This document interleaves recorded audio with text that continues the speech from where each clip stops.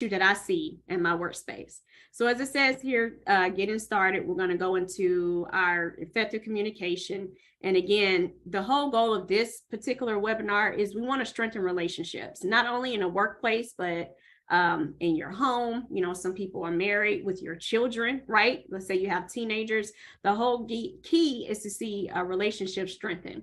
So a quick reminder here is this webinar is going to last about 40 minutes because we want to give time for Q&A. And then if you are a member of the organization, we're actually going to have the replay posted on our website on cbwnitl.org. And there is where our members can log in, access the additional resources and this webinar along with the slide deck. Now we're going to go into the content, just a little bit of the content here. So the first thing we're going to talk about is understanding communication, right? So when it comes to understanding communication, really defining communication, and as I stated earlier, different communication styles. We're also going to talk about a few types of communication: verbal, written, and then also just sharing communication tools. There are a lot of tools, especially in a time that we're living in, the age of technology, so to speak, that we can use that will make us have the ability to communicate effectively. And then, of course, listening skills. One thing I've learned is when it comes to properly communicating, you also want to understand or have the ability to listen. It takes two to converse and have a conversation.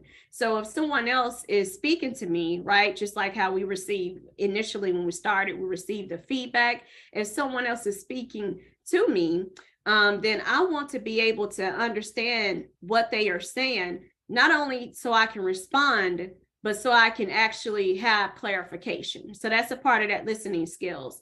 And then last, we're going to talk about presentation and digital skills. What does it mean to present? What type of digital skills are needed?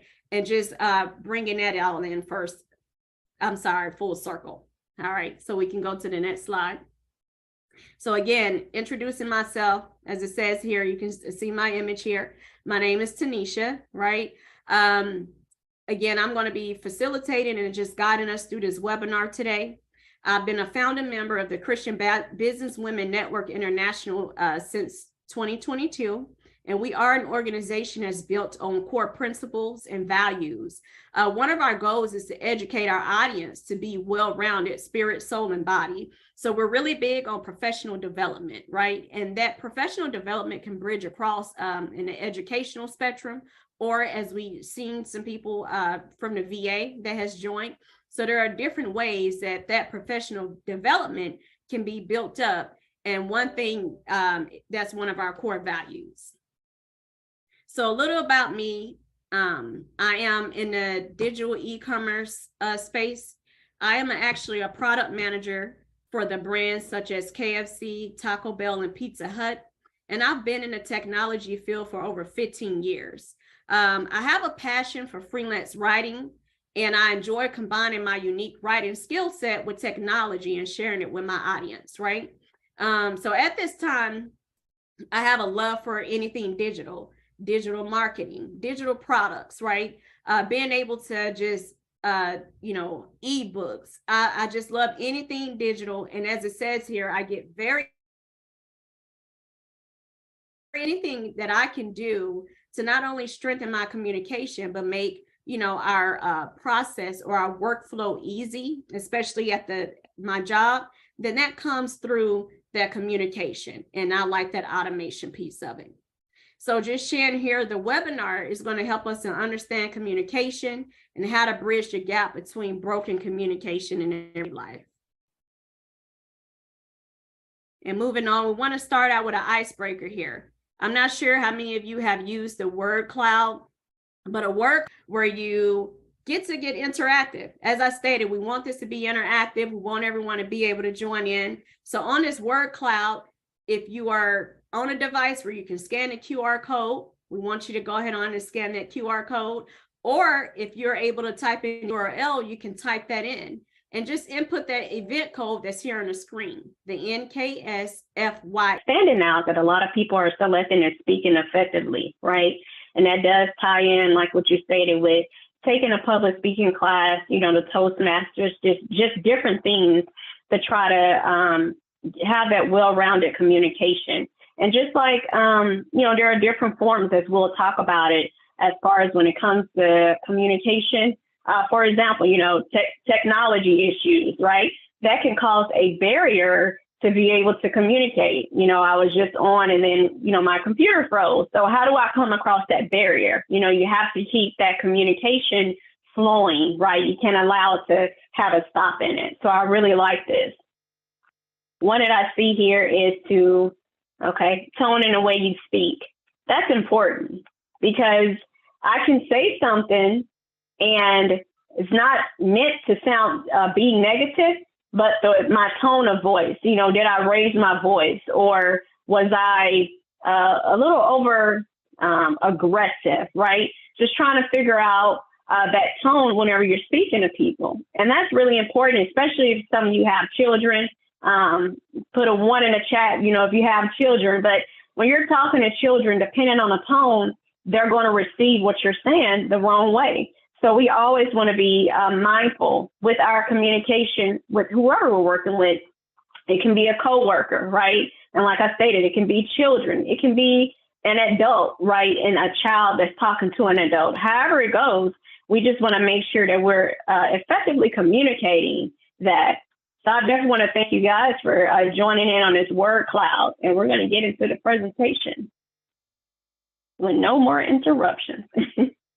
All right, so getting into our first part as we talk about the understanding communication. 3 things that we want to talk about under this topic is what is communication, different communication styles, and what are different barriers to communication. And I think a lot of us will find this interesting and interactive, so we still want to hear from you all. You can put your feedback in the chat whenever we ask questions for you to just be able to let us know your input when it comes to understanding communication. So I like this quote here. It talks about communication, and it says that good communication is the bridge between confusion and clarity. So if I want to understand what you're stating to me, then I need you to actually just articulate it right in a way that I can receive it. And when there is good communication, it doesn't leave you confused or needing clarity. You will have clarity about what's stated to you because it was communicated effectively. So let's get into the next slide. All right, understanding communication. As shared, we're just going to define communication a little bit, and then we'll be able to touch on a few of these topics. So communication is the ability to share, give, and provide information. It also involves transmitting, receiving, and interpreting messages through various channels, such as verbal or written language, body language, gestures, or visual aids. Effective communication goes beyond merely exchanging information, but it also involves clarity. Again, just when you're talking to someone and you two are conversing, you want what's being talked about to have clarity. It also provides understanding and the ability to convey your messages accurately, okay? And so this helps to achieve the desired outcome of what you are communicating about. And so it is a fundamental skill that's crucial in personal relationships, professional settings, and societal interactions. And I know that we all can agree. So I really like this, just getting into the communication styles. And as we talk about this, I would like for you all to put in the chat, right? What is your specific communication style? Now, we're only going to hone in on 4 communication styles, but there are quite a few, guys. I would say 6 to 8. And so I'll give a little bit of background after we go through these, what my initial communication style has always been, and the pathway that I'm taking to have a more effective communication. So it says that there are different communication styles when we interact with others. Conversation styles, it actually varies by culture. So a lot of times it can be just cultural way that someone may communicate. It can also be situational. So depending on the situation or what occurs, we may communicate differently. And personal factors, right? So a personal factor really plays a part in this, understanding just what's going on at that time and what are the factors around it. And so effective communication involves being aware of your style and adapting it appropriately to promote understanding and a productive dialogue. So the first communication style we want to hone in on is the passive communicator, okay? So we did a few bullet points under each communication style, and then again, you may notice yourself in all of these, or you may lean from one side to another, but we definitely want to hear your feedback as we talk about these first two styles. The first one is a passive communicator. This person normally avoids conflict, right? So it's more of a, if you ever heard of someone or something that is passive aggressive, they avoid conflict. They don't want to be thrown under the bus, right? So they just avoid any type of conflict or communication at all. This person also may prioritize the feelings and opinions of others over their own, and they also defer to others to make decisions. So again, since they avoid conflict, they're also avoiding accountability, which leads to avoidance of any type of conflict or any further tension. So this person kind of just like, again, as it states, they like to be passive and kind of just go alone to get along. So they will appear timid, hesitant, and submissive, always yielding to the demands of others. And, you know, this is interesting because even if they don't agree, right, with what's being communicated, they are afraid to speak up, right? And this can cause the anxiety that someone put in a word cloud. It's going to cause it because their communication style is passive. So they're timid, they're hesitant, and they're actually afraid to express their opinions to others or provide input to the group or say, well, I have a suggestion. You know, they're just passive. And so they kind of go alone and get along. Well, the result of this type of communication, it brings a lot of misunderstandings and it causes a lack of confidence. If I'm a passive communicator and I normally defer to others to make decisions for me, to think for me, because I don't want the accountability and I want to avoid conflict, then that's going to cause a lot of misunderstandings because we're not communicating effectively. Okay. The next one that we have is the assertive communicator. And it's kind of a step up from the passive communicator. They are able to express their thoughts and needs. They have the ability to share opinions clearly and confidently. And they always strive for open and direct communication without being aggressive or disrespectful. And normally, if you are an assertive communicator, you have clear communication with confidence. And this normally leads to better understanding and stronger relationships. So I want to take a little bit of time out to see if any of you want to put in the chat, out of these two, which one would you say you are? Are you more of a passive communicator or an assertive communicator? Okay. I see Kay says she's assertive. That's good. Well, I'll say, okay, Barry, passive, Jessica, okay. And that's how I was at first as well. I was very passive. And I think that does bring in the anxiety and also just feeling hesitant, right? And so what you normally do, you submit to the opinion of others, even if you don't agree. So it makes it hard to collaborate. I agree, Annette. Yeah, definitely. Just working on being more assertive, especially when you tend to be passive. This is good. Thank you, Joy. Assertive. Wow. So let's go to the next slide. We want to look at the other two communication styles.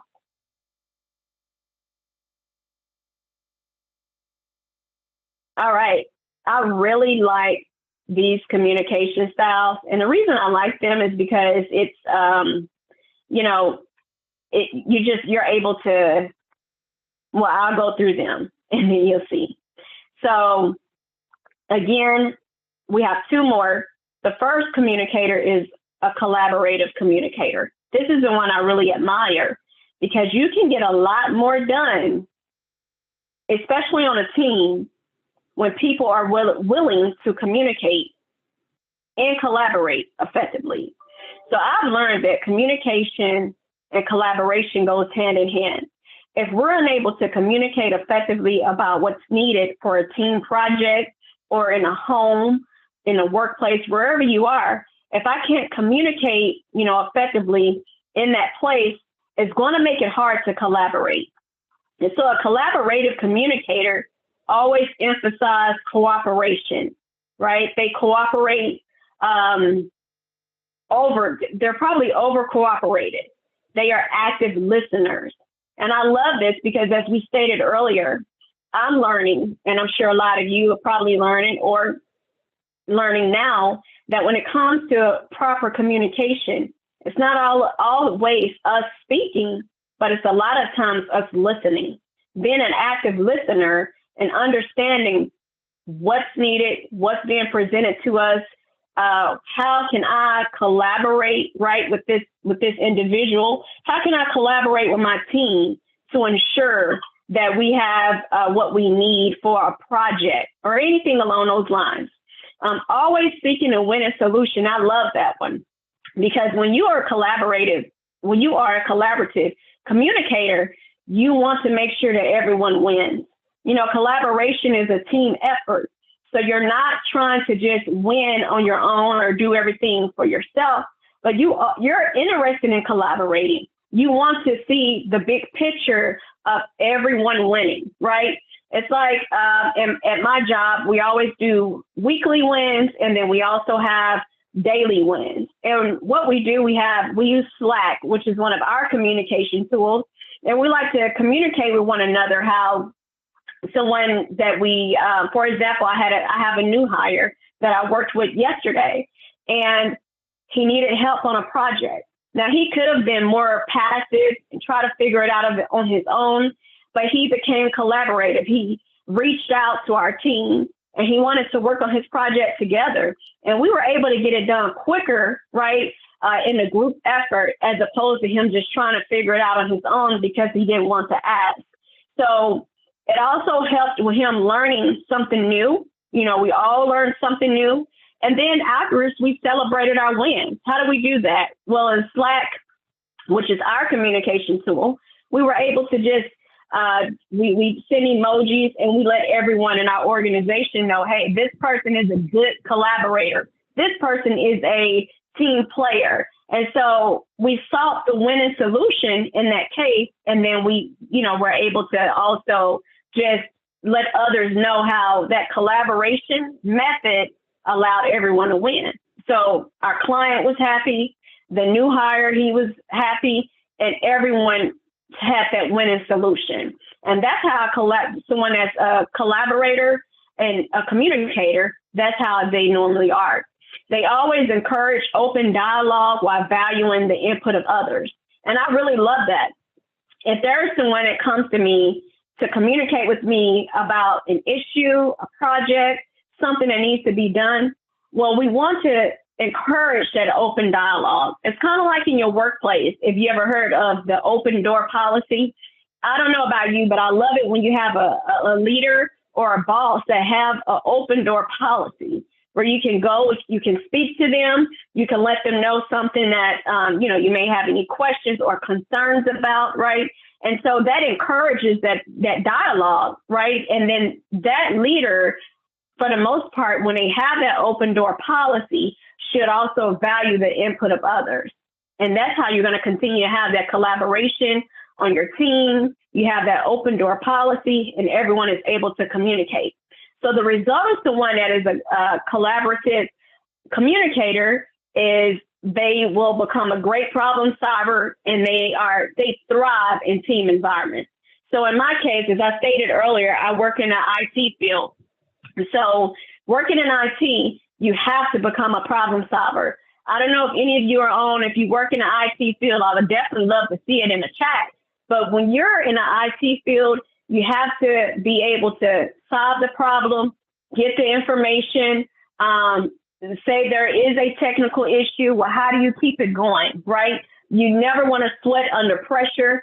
And these are some of the things that you learn along the lines of working in that particular field, and it makes you a great problem solver. And that person thrives in a team environment because they're not really going to sweat under pressure, right? Because they're seeking for a solution. They're not, bringing the problem.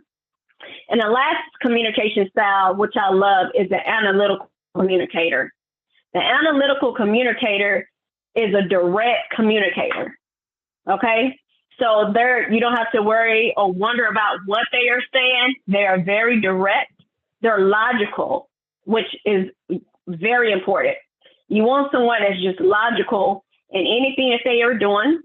They are detail oriented. Okay. And that's their mindset. Like their mind is just to be detail oriented. How can I be a direct communicator? How can I just, be logical? This is a person that likes to do a lot of building blocks. An analytical communicator also focuses on facts. You really don't have to bring them all the fluff. They just want the facts, right? What's the facts? What's the problem? And then again, give me data, give me evidence, right? And so this is the person that when you go to bring them a problem or, you need help in a specific area, they're going to probe you for questions. So sometimes we'll feel like they're asking me so many questions, but the reason they're asking questions is because they're trying to get more data. And again, it reminds me of the field of working in, especially with technology. Yes. Someone said the get to the point communicator. They don't want the fluff. They don't want you to go around the mulberry bush, so to speak. They're just asking you, what's the problem? Give me the facts. I want the data, right? This is a person that if you had a different learning style, they may want to see charts, visuals, aids, different things like that, because they are very analytical. Okay. And then they're very good in professional and technical settings. So the result of this type of person is it always leads to better understanding and a productive relationship. So they're always going to have a better understanding of what's needed and in a productive relationship because they're very direct. You don't have to wonder what they are saying. You don't have to have them beat around the bush. There's nothing that, as far as like questioning, what does this person mean? You don't have anything like that because, again, they are going to be very direct with you. And so we can go to the next slide. So going through this, we want to talk about certain barriers to communication. And before I go into this slide, have you guys, you can put it in the chat or however you want to communicate it. Have you experienced any barriers to communication besides what we have here? What are some barriers that you've seen that have made communication hard with people?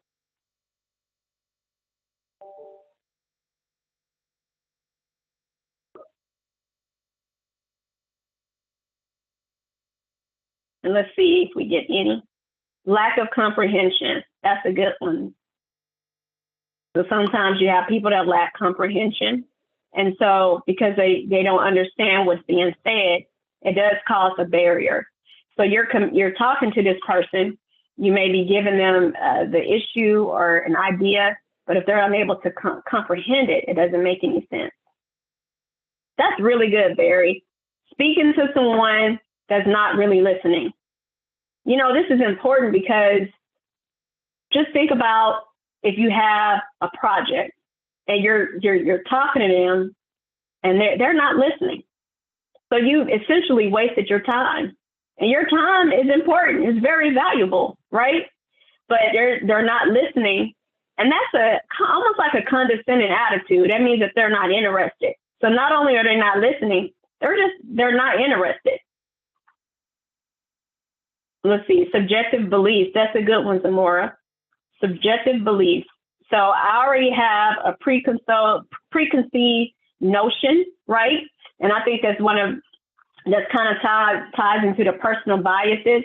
I have a preconceived notion. My mind is already made up, right? And so that causes a barrier to communication. So these are really good. So I'm just going to kind of go through some of those here. We only placed 4 here. Again, if you guys ever just take the time out to really study the subject of communication, is very exhaustive, but it gives you a great amount of information. So when there is a communication barrier, it normally means there is a hindrance, right? And with that hindrance or blockage, and so it stops the flow of communication. It's just like anything in your home with plumbing or in your vehicle. If something is blocked or there is a hindrance, right, there's something in the middle that's stopping that flow of that communication. So like the image that we have here on the screen, communication, you see one person, and then between them is a big gap, and then you have another person. That's just that big gap and that barrier to that communication. All right, so some of the barriers to communication are a lack of attention or interest. When people are not fully engaged, just like shared in the chat, or interested in the communication process, then that's a barrier, because you're talking to someone about something that's important to you. It's also important for the workplace and the job. And because they're not engaged or interested, it automatically causes a barrier. The next one is information overload. You know, sometimes when you're talking to someone and you give them an excessive amount of information to process, their mind will automatically shut down. It's too much information to process at that time. And so we have to be mindful of that. We don't want to overload anyone, right, with information. We want to be clear, concise, and even understanding or making sure that the person or our audience understands what we are trying to, engage them with, and ensure that you're on one page. The next one is the personal biases and prejudices. So you can have a preconceived notion, just as shared in a chat, right? You can have a stereotype and a bias. And when you have that, that is really bad, because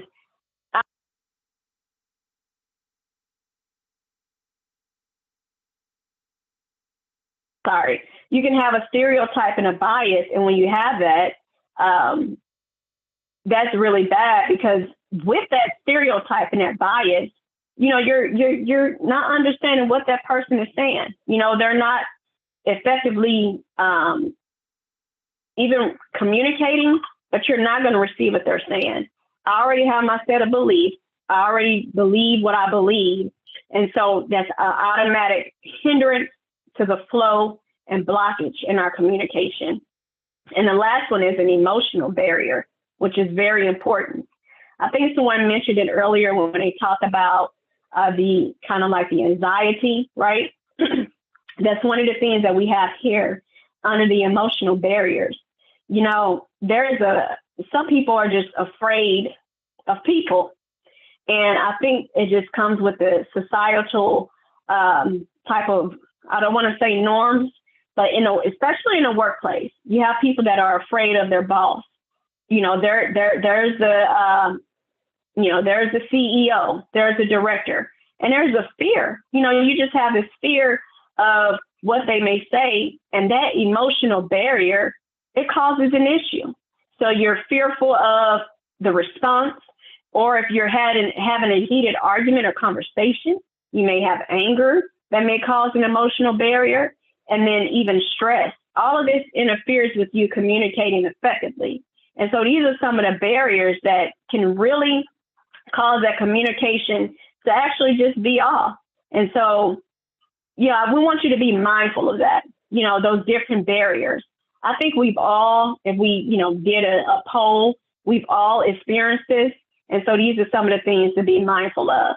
And I saw in a chat where Jessica said, even when you have someone that's on their phone, you have a meeting, right? Especially a face-to-face meeting, or you're talking to your teenager, if any of you have teenagers, and they're on their phone, they're text messaging, they're on TikTok, YouTube, Facebook, right? So basically they're not paying any attention, and it ties back into just a lack of attention or interest. Okay, we can go to the next one. So before we go on, we're just going to go through talking a little bit about different communication styles, like verbal and written, and then our, effective communication tools. But we definitely want to have you all have a session, a Q&A session. So as we go through these, if you have any questions, please bring them to the table. We'll allow them time for everyone to come off mute, give your feedback, because we definitely want to ensure that you've received value from this. So we want to talk about also verbal communication. Verbal communication is like what we're doing right now, right? So we're verbally communicating, which means that we share our thoughts through talking. And believe it or not, in today's society, a lot of people have a hard time expressing themselves verbally because they can hide behind technology. It's easier to, hide behind a device. It's easier for people to actually hide behind just, Messenger, right? Because they don't have to actually open up their mouth and talk. But this is one of the communication styles that we're noticing a lot of people will actually still need to work on. There's still a need to work on verbal communication. So a few aspects of verbal communication, it could be one-on-one communication. If you have a talk with your employees, your supervisor, your spouse, or in a private meeting, you can have a group conversation. We have a small group here in this meeting, in this webinar. You can have a brainstorming session, which means that, hey, let's get together. Again, that ties in with the collaboration. We're going to brainstorm to work through our project so that we can get to a desired goal. And then you can have public speaking. And that public speaking entails that verbal communication. So if you look at the chart on the screen in that lower right-hand corner, a lot of our vocal elements, which is pitch, tone, our rate, our volume, even rhythm, that's 38% of our communication. And then the other you have your 55% that's nonverbal. So a nonverbal communication is our gesture, our posture, right? Facial expression, where you're talking to someone, you may have an employee or a coworker that may roll their eyes or walking off while you're talking to them. See, that's a nonverbal communication. And so that actually takes up a bigger percentage. So although we have our vocal elements where I can talk and communicate and converse with you and let you know if something is bothering me, a lot of people result in non-verbal gestures, postures, facial expressions because they lack the ability to verbally communicate. Okay, so let's go to the next form. And then you have written communication. As I shared at the beginning, this is my favorite. Okay, so I've authored 3 books so far, right? And then I also work with others to help them publish books and just different projects. And so I really like the form of written communication, even in the workplace. If we have a how-to article, a technical document, anything that's needed on my job, I always like to provide that written communication because I think that's good to go along with verbal communication. So written communication can take various forms. It can include letters, emails, memos, reports, messages, the chat, like what we have here. It's just different conversations and styles that entails that written communication. And some of the aspects of written communication, it allows for careful thoughts and revision. It helps to organize your ideas and complex thoughts. So if you are a complex thinker, it's good to journal your thoughts first, and then you can write it out and you can revise it, right? And this allows you to carefully consider what you are saying when you write out your thoughts. This is an effective form of communication, and journaling is really relaxing. If you like to write, then you can write out your notes in a journal. I have a ton of journals here in my office, and it's just from different thoughts that have come to me. And so written communication is also good for non-face-to-face interaction. I've had some people, they'll present an idea to me, and I'll ask them, hey, can you send me a follow-up email so that I can actually, understand what you are stating to me and it's in ring form. So that's also a different type of learning that some people like, is that ring communication. And we can go to the next one. All right, so effective communication skills, tools. I could have, added my own tools, which I'll highlight a few that I actually enjoy, right? And I also want to know what tools you all enjoy. But I really like this chart by Capterra. They are a good, marketing company. And so they added the chart about effective communication tools. And so looking at the first one, you see the email.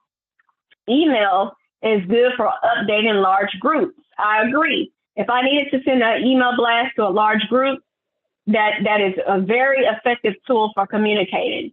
But it says that it's bad for time-sensitive collaboration. That's correct. So one rule I have in the workplace, I would say, is that if there is a time-sensitive issue that I need to collaborate on, we always tell our team to pick up the phone. So you want to pick up the phone if you can to reach out to that person directly. Email is not the best form for that. And it also works good with collaboration tool meetings. So like Google Calendar, Google Workspace is a very great tool. And that's where the email also ties in. So let's think about some collaboration tools. Some good collaboration tools in which we've used, as I stated, is the Google Workspace. You also have your Slack, right? Some people like Microsoft Teams. These are good tools for you to begin to collaborate as a team effort. But it's not good for you if you're going to be working on anything that's time sensitive. And it's also good for emails and meetings. And then, of course, you see next, we have video conferences, which is always good for check-ins, it's good for emails. And a face-to-face meeting is always great. Like I always encourage face-to-face meetings. I know we're in the age of technology. COVID has pushed a lot of people behind the screens, but it's possible. A face-to-face meeting is perfect because it allows you to just be able to communicate one-on-one. Okay. And the last is just a phone call.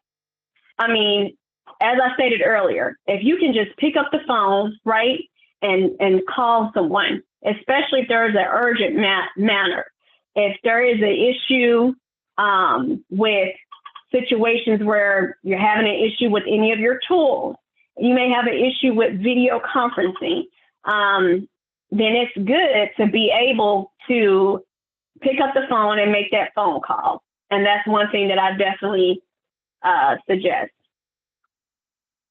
All right, so let's talk about a few effective listening skills as we get ready to wrap it up. I know we're a little bit behind the time due to technical difficulties, but I want to thank you all for sticking in. So the effective listening skills is, I'll just highlight the 4 that we have here, and then we'll share these afterwards. But you want to pay attention. So if I'm talking to someone and they need me to understand what's being said, right? You want to pay attention. That's easier said than done. So it's showing here, and we know that we need to pay attention, but everything is vying for our attention. A lot of things bring distractions, and that's a different topic for a different day. But again, you want to pay attention to the person that's speaking to you. The next thing is you want to avoid interruptions. Again, that ties back into the interruption ties back into not being able to allow the distractions to take you away. A lot of times, when you are distracted, you have a lot of interruptions, but we want to be sure, we want to make sure that we are avoiding, those interruptions. The next one that we have also, as we talk about different interruptions, is using nonverbal cues, right? So what's a nonverbal cue? A nonverbal cue is like what I spoke about earlier. So you have verbal communication where you are talking, right, and you're able to just verbalize, but then you have a lot of people, again, that result to nonverbal cues. So when they result to those nonverbal cues, they are now at that place where, although you are using your body language to communicate, but you can use it in a positive manner, right? And so my nonverbal cue will actually be more along the lines of, all right, I'm communicating, I'm talking, but also, you have that smile on your face, right? You are just nodding your head. Those are good nonverbal cues. And then last, you also just want to ask clarifying questions. Okay, so to make sure that I'm listening or that the person is listening, it's good when they ask follow-up questions. There is nothing wrong with a follow-up question, because what are they doing? That person is clarifying that what they are hearing is correct, right? That they are understanding, that they are fully present, right? And that they can respond appropriately to your message. So these are really good, having that clarifying question. We can go to the next screen. And then lastly, we're just the presentation and listening skills. It's kind of like what we're doing here today. You want to be able to present, and you also want to have digital skills, especially in today's environment, right? You have to be able to merge the technology with our presentation skills. And that involves effectively communicating our information, our ideas, and data. And we want to use different digital tools and platforms, right? So these different skills are valuable in various fields. When it comes to effective communication, critical thinking skills, managing information, continual learning, right?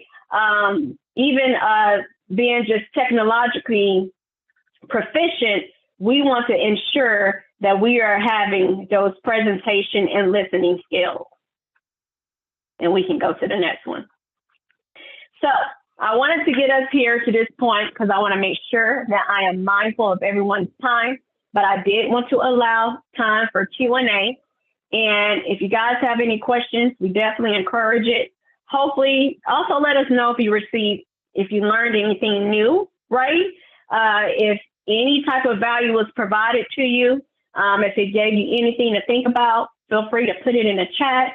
We definitely just want to hear back from you all. So we're going to use the next few minutes to just have a Q&A.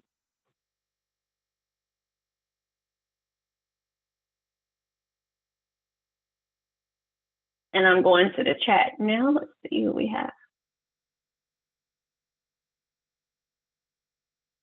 I can say for me, while we wait for anyone that may have a question or answer, just understanding the subject of communication is very vast.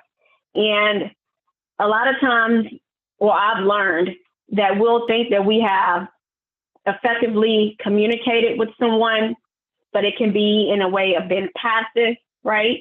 We can be assertive. Whenever you guys get the chance and you actually research it more, some people are aggressive communicators.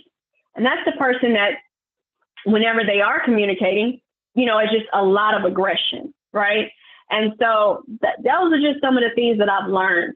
I'm learning how to, effectively communicate across the board and not taking for granted that what I said, the other party understood it, because they may have not understood what I said. So that's one part.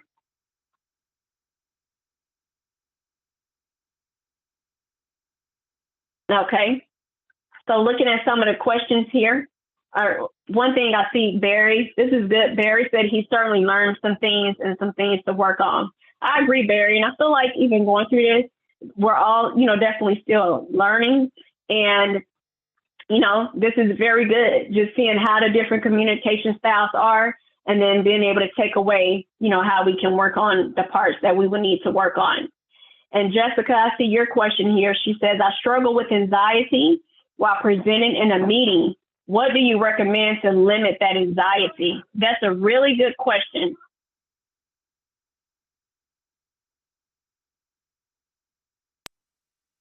And we had someone else in the chat too that accidentally sent it to a direct message, but Annette Stanley said that she also learned helpful tips and she too struggles with anxiety while presenting in meetings. Okay, that's really good. And, you know, I dealt with this, if I can share this with you guys, when I first had to present in my first meeting. Just a quick story, if we have a few minutes. So a few years ago, when I started to work in a different part of IT, I was working under a program manager. And I remember he told me, I'm going to be out of the office on Monday, and I need you to be the presenter in our regular meeting. And that was my first time presenting to a lot of stakeholders, managers and supervisors. And I had extreme anxiety, just like what Jessica is talking about. And I just remember I know how that is with your heart pounding and you want to present well. But when I went into the meeting, I was able to present, but afterwards, the whole time I kept hearing, I did not do well. And, my manager reached out to me and he said, hey, you did a good job, and we were on to the next subject. And that actually lightened the load for me. And it helped me to understand that, we're humans, right? And so a lot of people will offer you grace when you just show up. A lot of times you have to show up. I recommend preparing before the meeting as much as possible, but there's still going to be that place where you may have issues, right? Today I had issues with my technology, right? But you learn through it to continue on. And as you keep going through it, practicing, small meetings are good, big meetings are good, right? Being able to just kind of even learning the public speaking, as Tanicia mentioned earlier, all of that will help with that anxiety, and you'll begin to see it, dwindle away. But it's just about getting in there, so to speak, right? Getting in a river, and you're going to begin to have a habit and making it a practice. And, it's like a lot of people say, practice makes perfect. So that's what I definitely recommend, Jessica, to limit that anxiety. And then so we did have another question from Zamora. It says, when or how did you gain the ability to point out when you are not effectively communicating? So Zamora, that's a good question. I mentioned at the beginning that over a year ago, I started kind of having this thing about I'm talking to people, right? And I'm telling them what my need is, but it's like they're not receiving it. And then so I began to really wonder, and again, started reading different materials, and I started to learn I'm not communicating effectively. Not only am I not communicating effectively, I'm passive in my communication, meaning the first style that we talked about, the passive communicator, that's exactly where I was. And I didn't realize it, that I was very just passive, go along to get along, never stated my opinion. And it actually tied into just having that fear and that anxiety of speaking up, especially in the workplace. It can be intimidating when you have a large group, and you can sometimes feel like your opinion doesn't matter, but that's all in your head.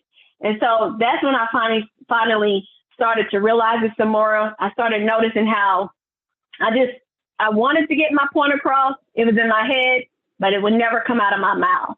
And so I remember just reading a Bible scripture in the book of Nehemiah. I don't know if any of you have ever read the book of Nehemiah in the Bible. If not, you should. But I noticed that when he went to the king to talk to him about what he needed to do, Nehemiah was almost like a project manager. And if you know any project managers, they are good at planning. They work their plan and then they execute their plan. But then one thing that stuck out to me, I said he was an effective communicator. He always talked to his team about not only what needed to be done, this is how we're going to do it, and want to stick with it. When he went to the king, he was able to go over and tell the king exactly what needed to be done. And because he opened his mouth and effectively communicated, what he needed was provided to him and more. And so that's when I really began to realize that my communication style is off. Not only is it off, I was missing out on a lot of opportunities because I didn't open my mouth and speak about what I needed. And so that's how I began to gain really that confidence and then understand what I needed to do. And so hopefully that makes sense. Do we have anybody or anything else? I think we had a raised hand. Okay, Melanie Faison, raised hand. Did you want to come off mute? Yeah, I'm off mute. I was just going to add to the conversation about practicing, and if you have anxiety when you present, the biggest thing is, like you mentioned, to practice and to do a dry run with the coworker or someone at home and be very, very familiar with the material. And also give yourself grace because you're human and the people that you're presenting to are human. So humans make mistakes and it'll be all right. Just keep going. So this is a very good webinar. I've got a lot out of it. And another thing about, I wanted to add about communication is that fear can stop you from effectively communicating. People in leadership and coworkers, they want to know your opinion and what you think on a topic or information that you may have is unique to your skill set, unique to your experience, and no one else may have those ideas. So when you hold back from the progression of the project, you hold back from the team being successful and winning. So everybody matters in an organization. And so that's just what I wanted to share. That's really good. And that's true. You know, when you hold back, I mean, how can you collaborate? And it really stops the flow of the progress of any project, any teamwork, right? And so it just definitely stops that flow. Do we have anything from anybody else before we get ready to close out? And we had a couple comments in the chat one from Annette. She said, great webinar. Thank you. From Jessica as well, said, great webinar. And then Julia Carter stated that she definitely agrees that the more familiar you are with the information being presented, the more confident you are with presenting it. That's absolutely right. That's right. It's like I can present something to you that I've dealt with or been through, but if I haven't dealt with it, then I wouldn't be able to present it to you. I definitely thank you guys for the feedback. Anybody else before we get ready to close out? Hello. Hello. Hi, this is Samora. Hi, Tanicia. Hi, everyone. Hope y'all are having a good day and God bless you. I just wanted to comment on how just seeing all the different forms of communication. First things that came to my head is, yeah, I see how that person communicates like that in my life when I interact with them, and I see how that person interacts that particular communication style. But then after that went by, I was like, whoa, I can see me in how I'm passive at times. I can see me in how I'm timid at times. I can see me in how I'm assertive at times, however it might come, and just saw all these different things. And even as Barry said in the chat, how I want to, continue to work on it, just being able to point those things out during real-time conversations, whether that's just with the clerk at the grocery store or whatever it might be, any form of an interaction. So just being able to see, personal flaws, but also not just beat yourself up, but I can actually, practice and get to that better communication. Thank you. No problem. Thank you. Mm-hmm. All right. Well, we'll get ready to go to our last slide. And again, I want to thank everyone for joining. If you guys, we're definitely going to be sending out a follow-up email as well as a survey. And again, if you need more resources, we invite you to visit our website. It's CVWNI. intl.org. So that's short for international. And on our website, we offer a range of resources and services. And then also you can see our events on our event page. We're going to be hosting monthly events, right? Local meetups, virtual events, Bible studies, and even webinars. Our webinar next month is going to be about, content creation. And I think a lot of people will enjoy that. If you create content, if you're into design, if you want to learn more about Canva, I believe the webinar that she's going to go over is going to teach a lot about Canva. So you want to make sure that you are subscribed to our newsletter and our events. So when this information comes out, then you'll be able to receive it in your inbox. So if you guys don't have anything else, I want to thank you all for joining. Thank you for your patience today. And I hope you all have a happy 4th of July. Same to you. Thanks. Thank you, baby.